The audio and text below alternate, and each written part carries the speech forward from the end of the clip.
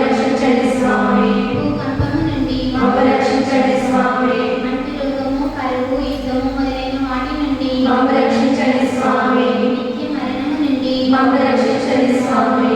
దేవుడి మనుష్యతర కర్మ రహస్యమును చూచి రక్షించండి స్వామి. దేవుడి 10 minutes ఖచ్చితంగా 10 minutes రక్షించండి స్వామి. దేవుడి జన్మమును చూచి